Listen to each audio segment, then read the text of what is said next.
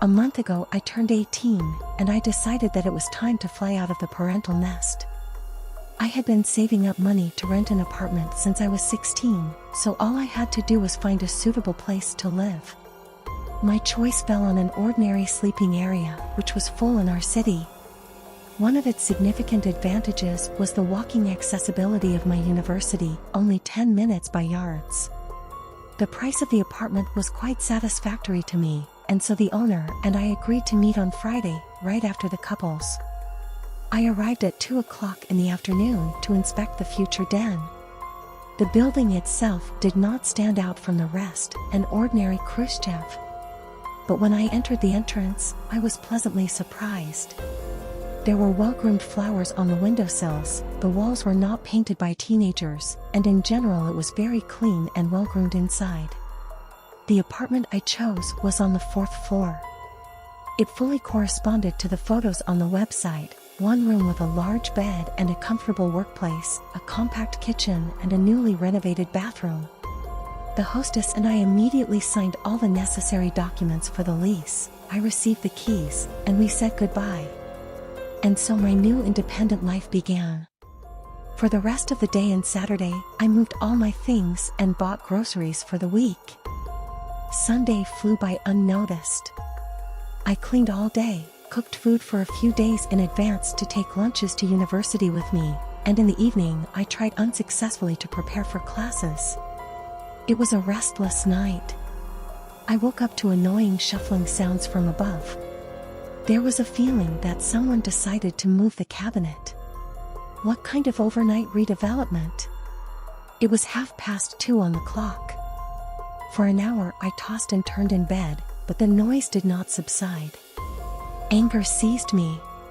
Tomorrow, on the first pair, I was waiting for a difficult test. I couldn't think of anything better than getting out of bed and tapping on the batteries.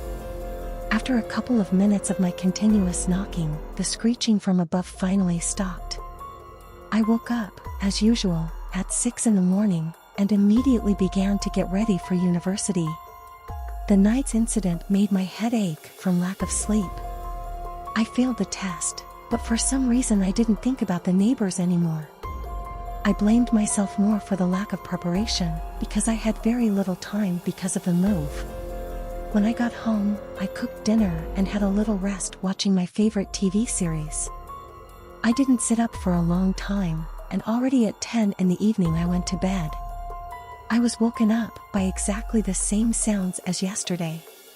Out of the corner of my eye, I noticed the time on the illuminated clock, 2:30.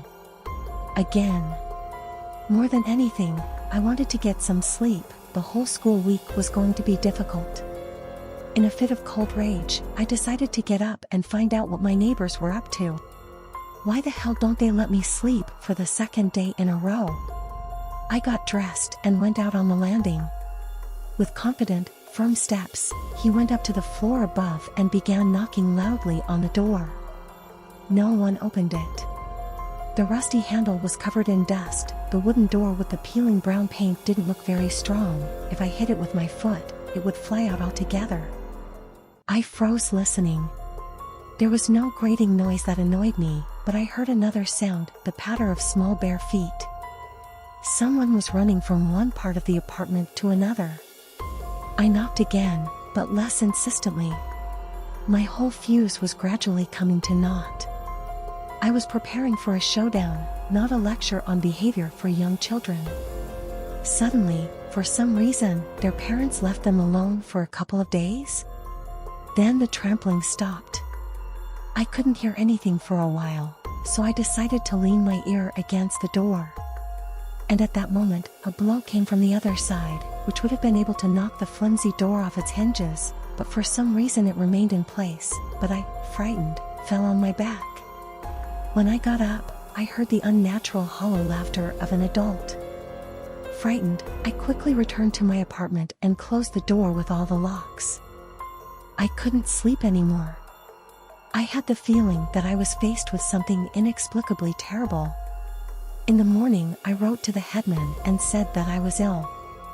I'd been trying to distract myself with simple household chores all day. In the evening, I finally decided to get some air, but going down the stairs in the entrance, I tried not to turn around. Still not deciding which way to go, I stayed for a couple of minutes near the house. At that moment, a heavy-set, kind-looking man of about 50 came up to me. "Good evening. I saw you with your things the other day. Do you now live on the 4th floor?" "Hello." "Yes," I answered uncertainly, not knowing what other surprises await me. "I'm Henry, your downstairs neighbor." I didn't have time to get acquainted right away. "There's so much work in the auto repair shop that I forget about food," he said with a sad smile. Surprisingly, talking to a stranger restored my mental balance. Henry turned out to be a pleasant companion. His workshop was next door, and after a long day at work, he seemed to be looking for live communication too. After discussing the move, my studies and his work, we switched to you, and I decided to ask, "Henry, do you know who lives on the floor above me?" "Yes, no one lives there. This is the only apartment on the floor has been empty for as long as I can remember.